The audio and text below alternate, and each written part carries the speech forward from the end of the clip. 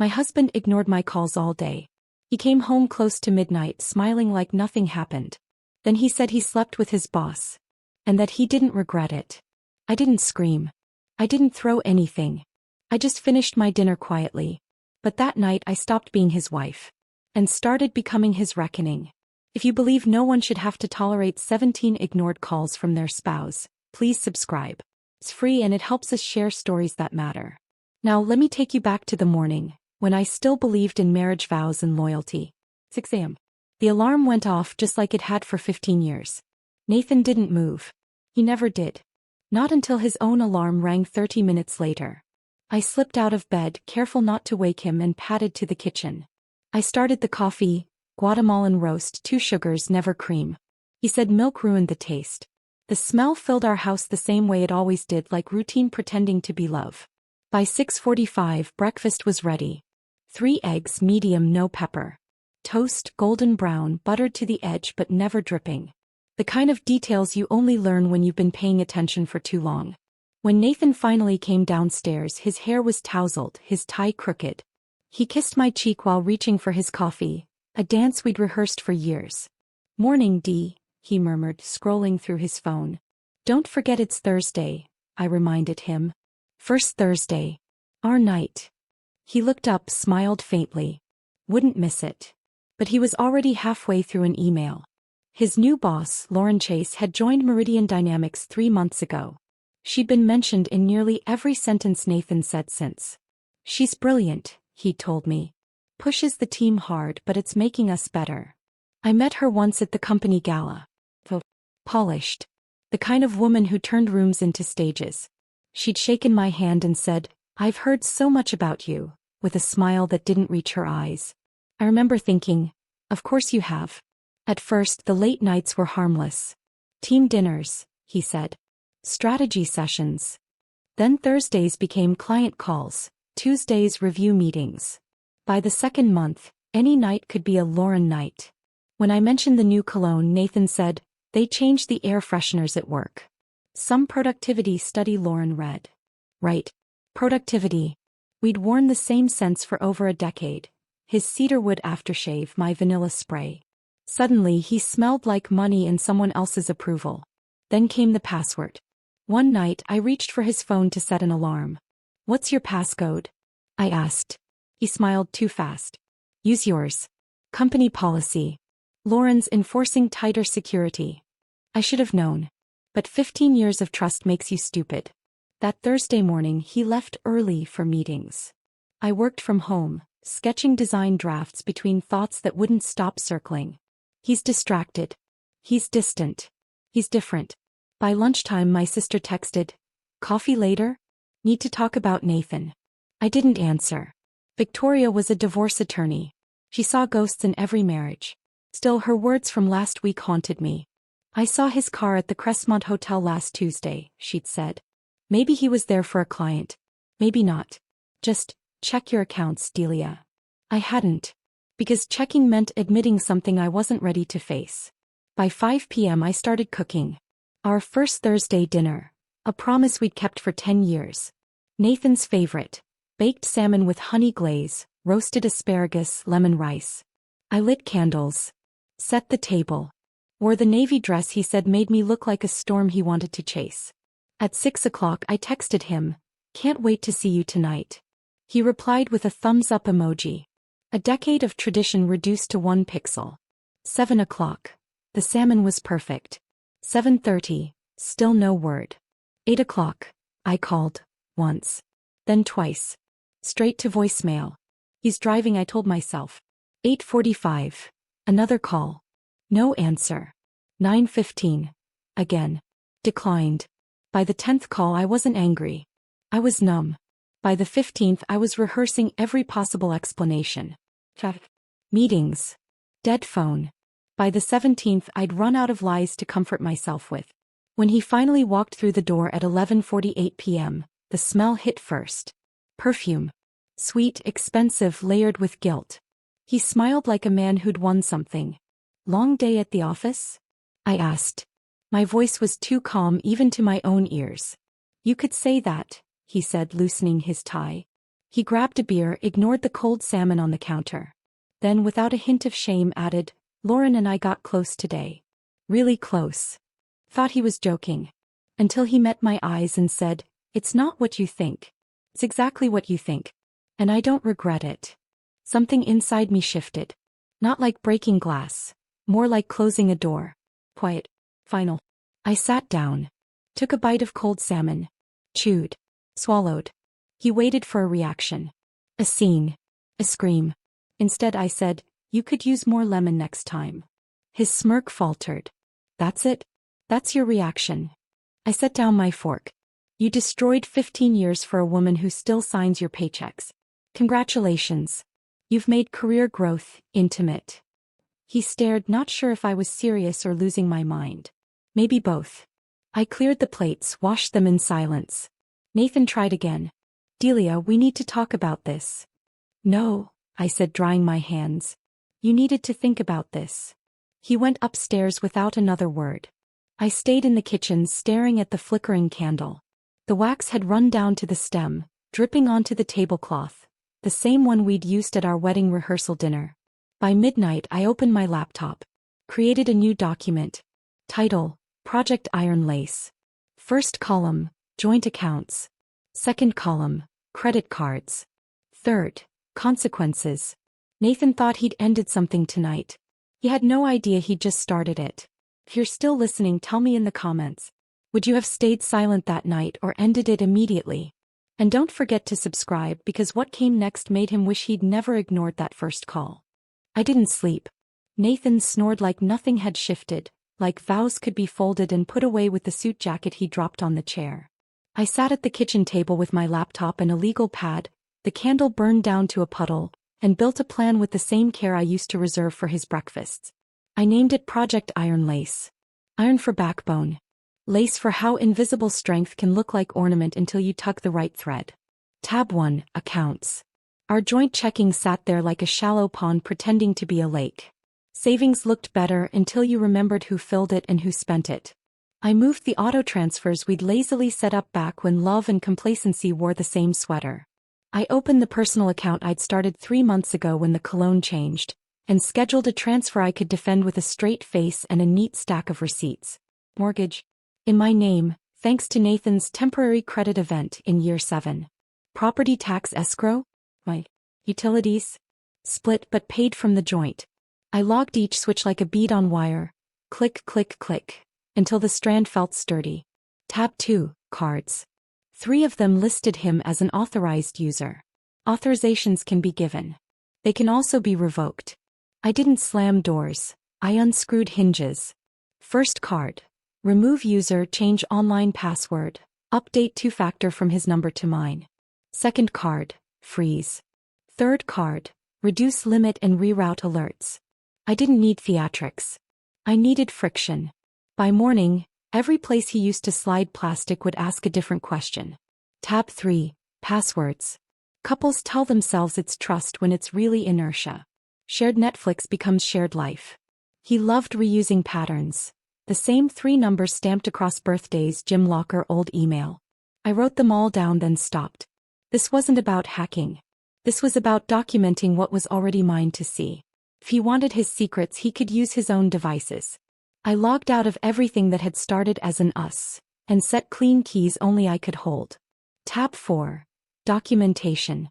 Receipts aren't cruel, they're honest. The Crestmont Hotel charge from last Tuesday caught the light first, then the Lambroy's dinner for 2 tonight, itemized like a confession. Champagne, oysters, dessert with a French name that tastes like burnt sugar and smug. The company expense platform, the one Nathan once showed me because your spreadsheets do magic, held little treats too. Rides at odd hours to familiar addresses, a client cocktail memo that matched the time my sister saw his car. Screenshots went to a secure drive with a bland name, Q2 Household. If he snooped, he'd die of boredom before he hit the folder. Tab 5. Calendar. Patterns braid themselves when you lay them side by side. Tuesday late nights. Thursday team refuels. A conveniently timed flu that aligned with a leadership offsite no one else caught. I color-coded them. Blue for work, gold for Lauren. The screen looked like an ocean swallowing a sun. At 12:47 a.m. my phone chimed. American Express. New charge, Lambrois, $4.12, 8:53 p.m. It felt like a notary stamp on a document I'd already signed. At 1:10 I messaged my sister. Need the shark, not the sister. 7 a.m. your office. She responded with a thumbs up and a knife emoji. Love in our family is fluent in gallows humor. Project Iron Lace grew taps the way a storm grows tails. Insurance. Beneficiary designations, policy riders we'd filed and forgotten. Titles. Car in my name, thankfully. He'd insisted on the model with tan leather because it looks executive. Executives shouldn't have to ask their wives for rides. He was about to learn the bus schedule. Subscriptions. Things that auto-renewed because Bliss also does. Streaming services, cloud storage, the boxing gym he visited 10 times and bragged about 20. I paused for water, caught my reflection in the dark window and didn't flinch. I looked like a woman on the other side of emergency. Not panicked, activated. I opened a fresh doc labeled call sheet and built my morning like a set list. Bank manager, insurance agent, the HR tip line number, Meridian Dynamics published in tiny font on their careers page, and the family lawyer who handled my mother's trust when Dad passed. I read the HR policy, slept through it when Nathan first joined, memorized it now. The section on supervisor-subordinate relationships was a masterpiece of polite threat. If Lauren had written it, she'd framed her own noose. 1:45 a.m. I walked through the house and took inventory not of things but of leverage. His collectible watch, bought in a fit of promotion euphoria year 9, stayed in the safe because I'd changed that code 6 months ago when the first Thursday went client only. His golf clubs, donated yesterday to the youth charity drive I organized for the neighborhood association. He joked about tax write-offs. I kept receipts. I wasn't vicious. I was tidy.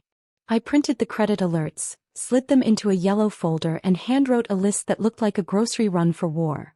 Photos, wedding, keep for me, not for him. Documents, passports, social security cards, birth certificates. Valuables, my grandmother's ring, mine. His vintage jerseys with the value of nostalgia and moths, his. If he decided to pack in a fury, I wanted to know exactly what he'd find missing. Nothing that belonged to him, everything that belonged to me. At 2:20 I opened Nathan's old personal email, the one he forgot when the company gave him a prettier domain. Password, the dog we almost adopted. He lasted 2 weeks with that dog, then declared he was too busy for this. The inbox was a museum of half-finished intentions. What I needed, though, were the calendar invites he'd forwarded to himself back when he liked being organized. Lauren's name threaded through them like tinsel in bad lighting. I didn't need to read the body text to understand the tone. Some people write efficiency the way others write flirtation.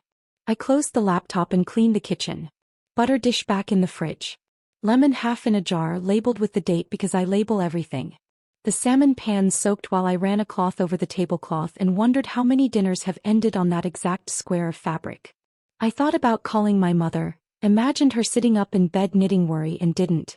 This wasn't for mothers or neighbors or the version of me that apologized for being right. This was for the woman who could design a room from a blank wall and make you swear it had always looked that way.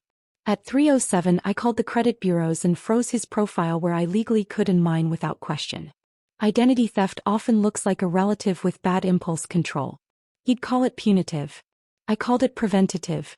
At 3:30 I drafted a simple, polite email to Meridian's HR address printed on page 19 of the handbook, attaching nothing, alleging nothing, requesting nothing. Just asking for a time to discuss a potential conflict of interest involving a supervisor and direct report. Facts travel faster when they wear good shoes. I would bring those in person. I made coffee at 4:10 because sleep is for people with nothing to win. I showered. I chose the gray dress with the sharp waist, the one a client once called calm steel. I did my hair the way I like it when I want strangers to assume I own the building. I added lipstick the color of boundaries. At 5 o'clock I laid out Nathan's breakfast routine on a post-it and stuck it to the inside of the pantry door. 3 eggs. Golden toast. 2 sugars. Remember he hates pepper. Remember he doesn't notice when you're quiet. I stared at it until it stopped being a checklist and started being a eulogy. At 5:20 I opened my phone's notes app and wrote one line under a fresh header. What's mine? Under it, my name on the deed. My work. My mornings. My peace. It felt small and enormous at once. At 6:02 his alarm went off upstairs. The shower followed. The cough he always did when he wanted me to know he was awake, like an actor giving his cue, floated down the staircase and landed in the kitchen. I made exactly nothing. He came down, hair damp, mouth already forming the request he'd made every weekday for 15 years, and paused at the empty counter. "Coffee?"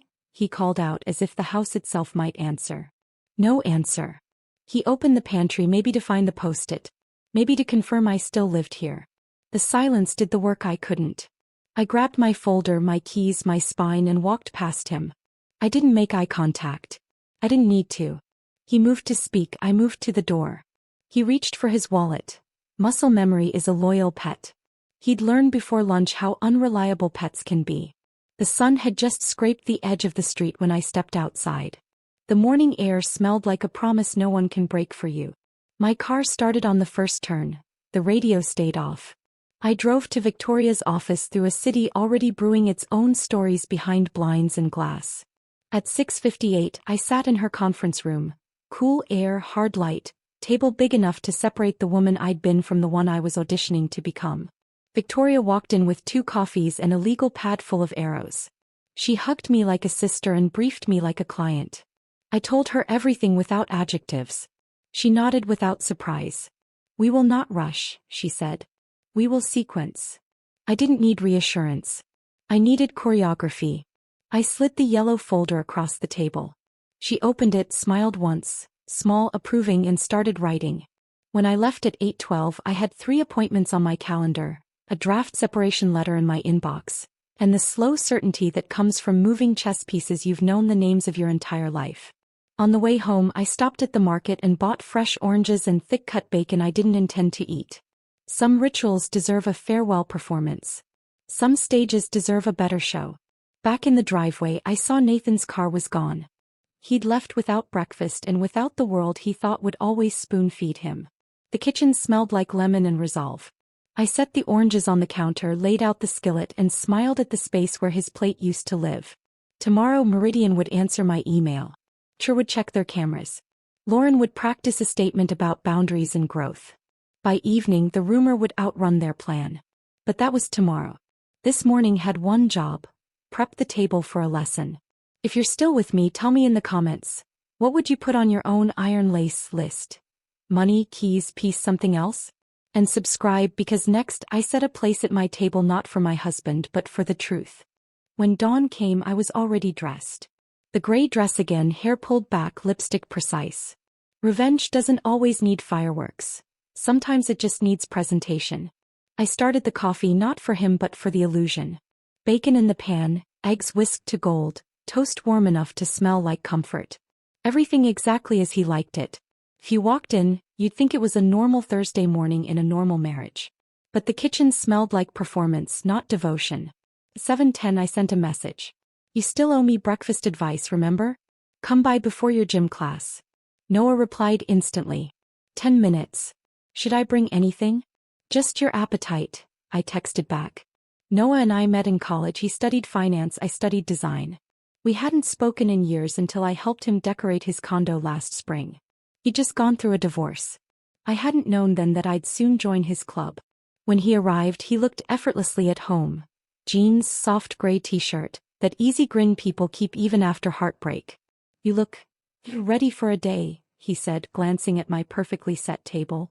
"I am," I told him. "Sit. You'll eat better than most men do on their best anniversary." We were halfway through breakfast when I heard footsteps upstairs. The uneven rhythm of a man still deciding if his wife deserved words. I didn't look up. Noah poured more coffee, his hand steady, his expression mild curiosity and amusement. Nathan appeared at the bottom of the stairs in his work shirt, tie undone. He froze at the sight of Noah sitting in his chair, a fork halfway to his mouth. "What the hell is this?" he asked. I didn't rush to answer. I just smiled. "Breakfast. You said you'd be home late, so I invited someone who actually showed up." Noah chuckled softly, perfectly on cue. "These eggs are incredible, Dee. You've been wasting this on him." Nathan's jaw tightened. "Excuse me." "Oh, sorry," Noah said. "I assumed you were the neighbor she mentioned. the one who forgets she exists. The silence that followed was delicious. Bacon crackled like punctuation. Nathan's face flushed, red climbing into embarrassment, then anger. "Get out of my house," he hissed. "Your house," I said quietly. "Funny. The mortgage papers say otherwise." He turned toward me, eyes wild. "What are you doing, Delia?" "I'm serving breakfast," I said. "Consequences on the side." He stared at me like I'd lost my mind, like the woman who'd once begged for his time had been replaced by someone he couldn't predict. He wasn't wrong. "You think this is funny?" he said. "No," I said, calmly cutting a piece of toast. "I think it's clarifying." Noah finished his coffee, stood and stretched. "Thank you, Dee. That was the best meal I've had in months. You should really teach a class on presentation." "I might," I said, not taking my eyes off Nathan. As Noah left, Nathan stepped closer, lowering his voice. "You're humiliating yourself." "No, Nathan," I said softly. "I'm documenting a pattern." He blinked. "What does that mean?" "It means," I said, picking up my folder from the counter, "you spent last night violating company policy with your superior. And this morning she'll be answering for it." "You wouldn't dare." "Oh, I already did." I slid a copy of the HR handbook across the table. His name was highlighted under the reporting chain. Lauren's name 2 lines above it. He stared at the page as if reading a foreign language. "You think you can ruin my career?" I met his eyes. "No, Nathan. You ruined it when you confused access with affection." His phone buzzed. Lauren's name lit up the screen. He ignored it. It rang again. And again. "Maybe you should answer," I suggested. "She might already know." He looked down, thumb hovering, but didn't pick up. I poured myself another cup of coffee. The smell of roasted beans and fear filled the air. He tried again. "Delia, we can fix this. We can talk." I smiled, not cruelly, just honestly. I act. The front door closed behind me before he could find another line. Outside, the air felt sharp and clean. I could almost hear the gears of his panic turning behind the walls I'd just left. By the time he reached for his wallet, he'd discover the cards were frozen. By the time he called the office, HR would have my email. By the time Lauren answered her phone, she'd be scheduling a meeting she wouldn't come back from. I got in my car and drove downtown, the city glittering in early sunlight, every building a mirror showing me a version of myself I hadn't seen in years, unapologetically awake. When I stopped at a red light, my phone buzzed again. A message from Victoria. "Meeting confirmed. Bring everything. And sis, proud of you." I smiled for the first time in days. Not the polite kind, not the practiced hostess smile. The kind that comes when you realize the storm isn't coming. It's already here and you're the one holding the lightning. I looked in the rearview mirror once, seeing my house disappear in the distance, and whispered to no one, "Breakfast is over." By the time Nathan got to Meridian Dynamics that morning, I was already parked across the street with a latte in one hand and my phone in the other. The building looked cold, tall, and sterile, just like the people who'd built their egos inside it. For years I'd dropped him off there, waved, and told him to have a good day. That day I meant it differently. At 8:45, my email had already been opened. "Thank you for reaching out, Mrs. Brooks," the HR director wrote. "Would you be available at 10 a.m.? This will remain confidential." I smiled. HR departments don't promise confidentiality unless they smell smoke. I arrived early. My heels clicked through the marble lobby, steady, deliberate. The receptionist's name tag read Aubrey, and her eyes flicked up when she recognized me. She'd seen me at last year's holiday party, smiling beside Nathan. Her expression said she remembered too much. "Mrs. Brooks," she stammered, "Mr. Reynolds will see you in the executive wing." The HR director's office smelled like printer ink and judgment. "Please sit," he said, gesturing toward a sleek gray chair. I did. Calmly. I handed him the folder labeled Professional Misconduct. Brooks/Chase. Inside, time-stamped charges, emails, photos of company dinners where hands lingered too long, the Crestmont receipt, and the screenshots I'd saved from the night before. He flipped through the pages slowly, occasionally glancing up like he couldn't decide if he should be taking notes or calling security. "I appreciate your discretion," he finally said. "I'm not here to make noise," I replied. "Just truth." He nodded, the way men nod when they realize you've done their job for them. "This corroborates some anonymous reports we've recently received, he admitted. Of course it does, I thought. Anonymous had handwriting that looked a lot like Lauren's husband's. When I left the office, I didn't feel triumphant. I felt clean. Outside, the wind smelled like metal and coming storms. At 11:15, my sister Victoria called. They're moving fast, she said. Nathan's company lawyer called my office asking if I represent you. I told him yes. He sounded unsettled. I imagine he would be, I said. You're aware this could get public? I'm counting on it.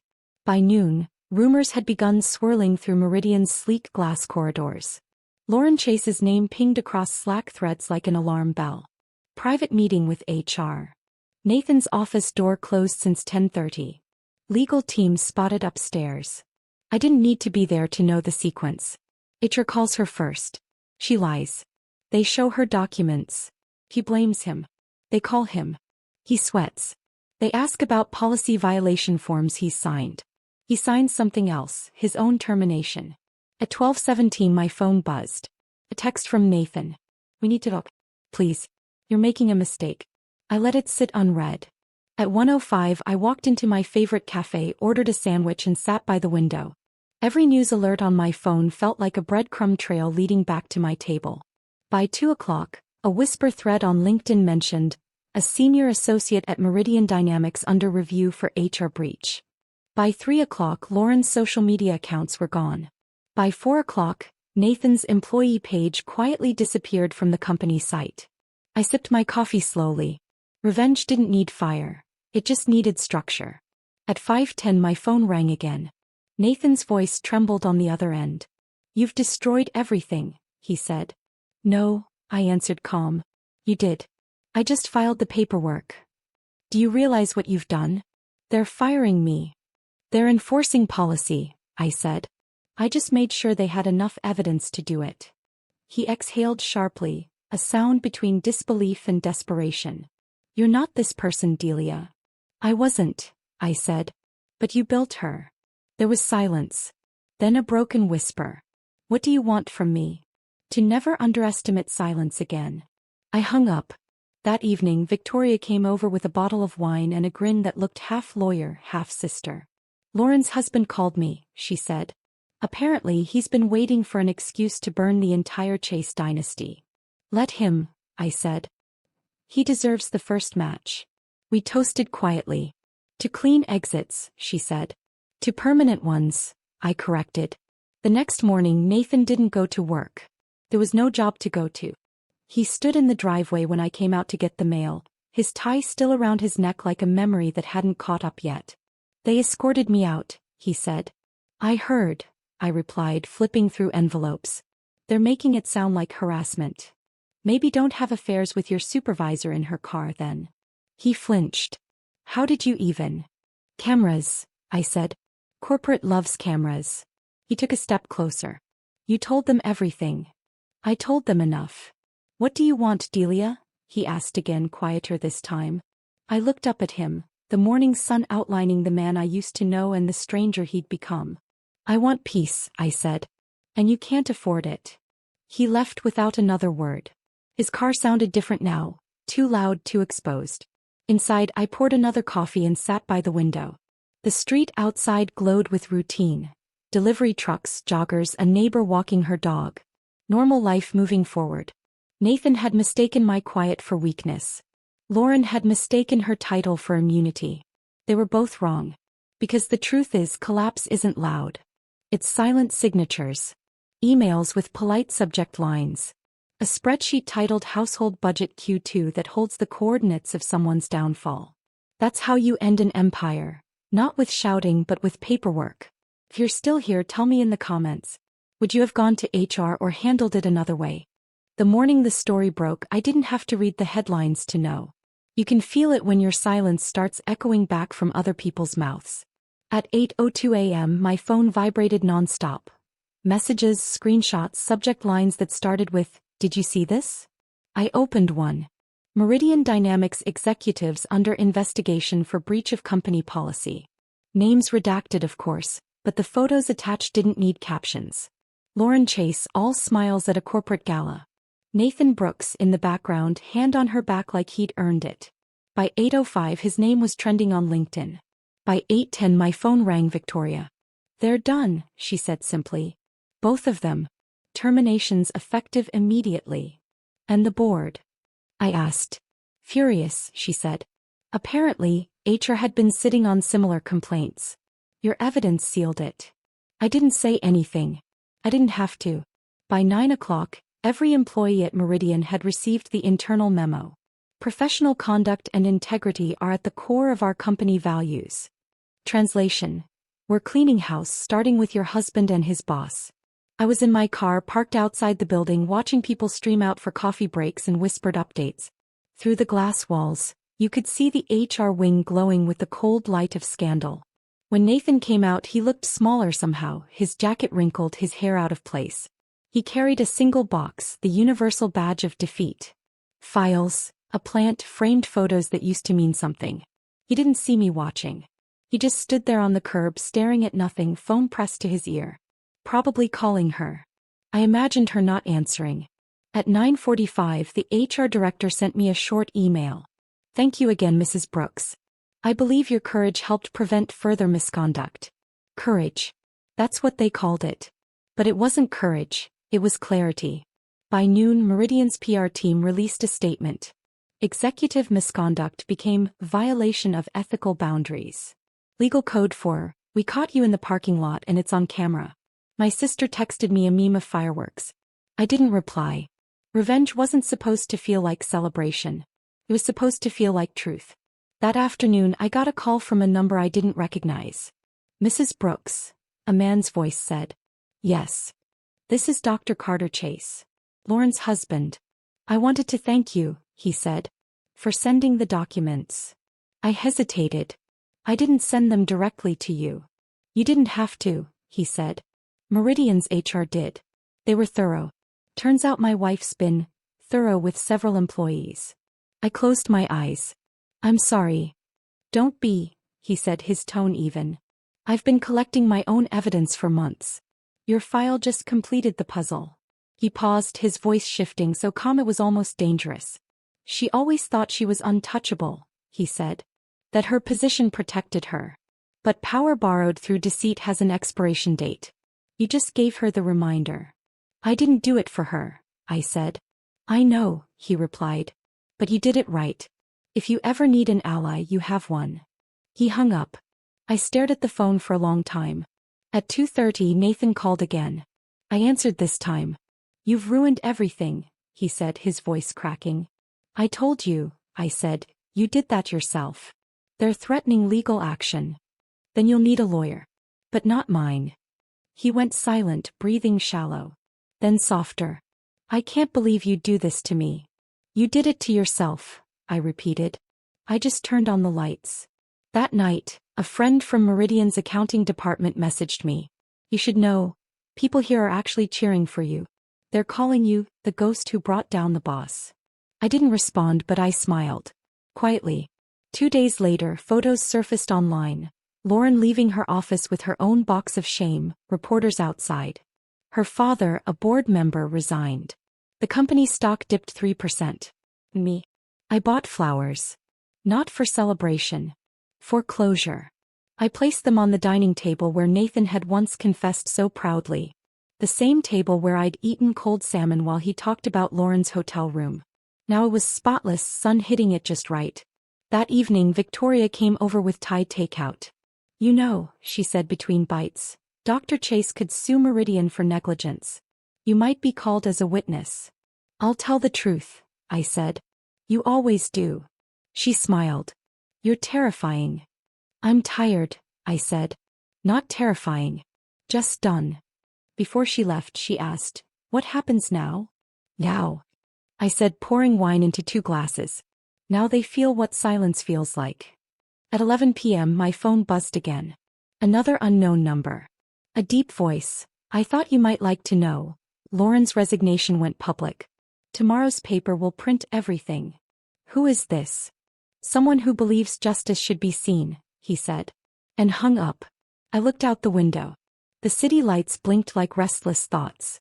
I thought about all the nights I'd stayed awake waiting for his car, his call, his apology. Now somewhere he was the one wide awake. Because humiliation doesn't end with headlines, it begins there. He'd have to face friends, family, and the hollow space where pride used to live. He'd learn that when you treat loyalty like an accessory, it doesn't just vanish, it changes ownership. And as for me, I finally felt the quiet kind of satisfaction, the kind that doesn't need to be posted or proven. Just exists. Like calm after thunder. If you've ever been betrayed at work or at home, tell me in the comments. Would you have let them destroy themselves or helped them do it faster? 6 months later, the world had forgotten their names. But I hadn't. Scandals age fast.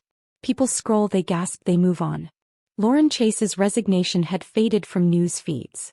Meridian had rebranded, hired new leadership, released glossy PR videos about integrity and fresh beginnings. But some stains never wash out. They just move under better lighting. I'd built something new of my own by then. Aurora Interiors. My design studio. Small, precise, personal. The kind of business built on care, not compromise. Every project was a quiet declaration that I no longer built homes for men who couldn't keep theirs intact. I worked long hours, but they were mine. I woke to sunlight instead of suspicion. My phone no longer carried dread. It carried invoices, clients, and color palettes. And then one afternoon I got a message from an unknown number. Read. Lauren's birthday dinner. Saturday. Morello's. 8 p.m. private reservation for 12. Thought you might want front row seats. Signed, Carter Chase. I stared at it for a long moment, then smiled. Revenge had already been served months ago. But closure? That was dessert. Saturday came cold and silver, the kind of night that begged for endings. I wore the red dress. Not just any red, the shade Nathan once said was too bold for dinner. Bold suited me now. When I walked into Morello's, conversations stuttered for half a second, the way they do when energy shifts. Carter was already seated, calm as a courtroom. He stood when he saw me, offering that quiet nod men give to equals. Delia, he said. You look radiant. I look done, I corrected. There's a difference. The table behind him was already filling.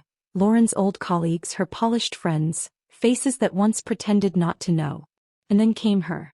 Lauren entered like a ghost wearing someone else's confidence.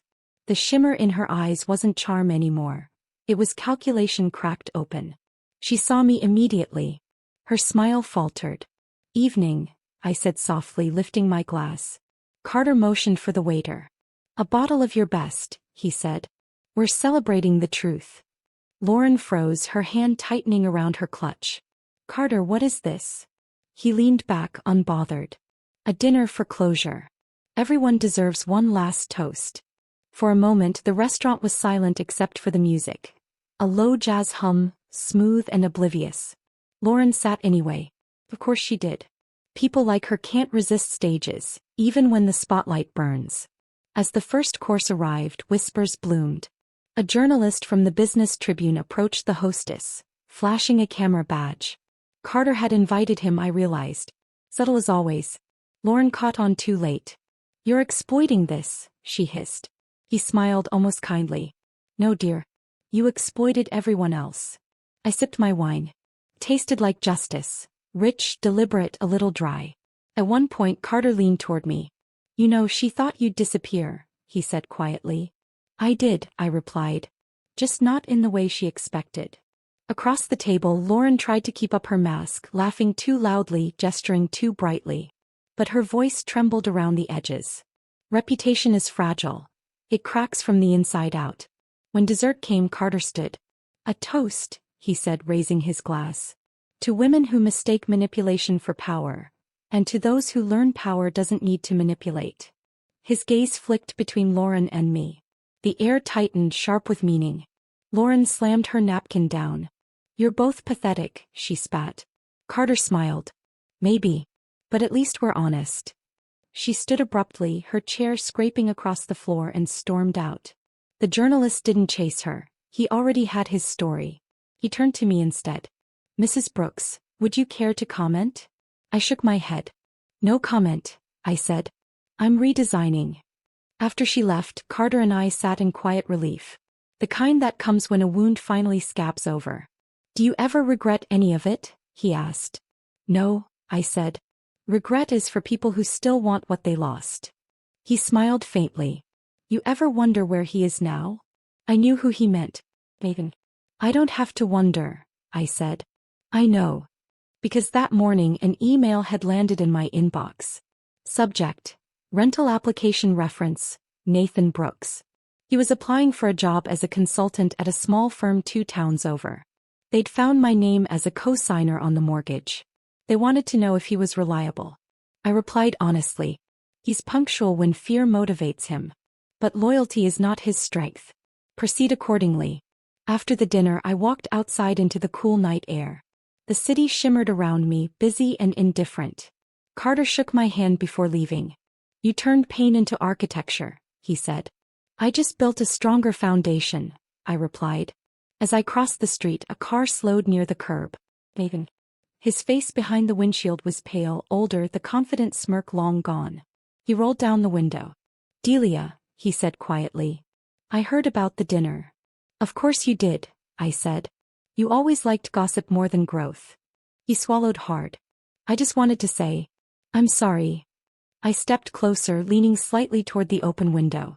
You're 6 months too late, I said softly. And 6 lives too small. He blinked like he'd expected forgiveness to be a reflex. But forgiveness is a currency I don't trade anymore. I turned and walked away, the red dress catching the wind behind me. That night, I poured a glass of wine and sat by my window again. The same spot where I once waited for headlights that never came. Now the only light I waited for was dawn. I thought of all the versions of myself I'd buried along the way. The quiet wife. The careful peacekeeper. The woman who mistook patience for love. They were gone now, replaced by someone who knew her own worth in full daylight. Before turning off the lamp, I whispered, the best revenge isn't ruining someone else's life. It's designing your own. Then I smiled because for the first time it finally felt true. It happened on a Sunday evening. The kind of evening when peace hums softly in the walls. When the air smells like jasmine and second chances you don't need anymore. I was lighting a candle in the living room when the doorbell rang. 3 slow knocks followed. Familiar. Hesitant. The sound of a man rehearsing humility. I knew before I looked. There are silences you forget. This wasn't one of them. When I opened the door, Nathan stood there, smaller than memory had made him. He wore the same navy coat he used to call his lucky charm. It hung loose now, like even the fabric had lost its respect. His hair was thinner, his eyes unsure. In his hand, a cheap bouquet of lilies. White, fragile, funereal. Delia, he said softly, you look good. I am, I said simply. He exhaled like he'd been holding the sentence for months. I've been meaning to come sooner, but... I'm sure you have, I said. How's unemployment treating you? He winced. I'm working freelance now. Consulting. Not what it was, but... I'm rebuilding. Good, I said. I recommend it. He looked around, eyes darting over the hallway, the photos on the wall, the faint scent of lemon oil. Everything he once took for granted now looked curated because it was. Place looks different, he said. So do I replied. He tried to smile but it cracked halfway through. I wanted to say I'm sorry. For everything. For Lauren. For the way I handled things. As if betrayal were a project he'd mismanaged. I said nothing.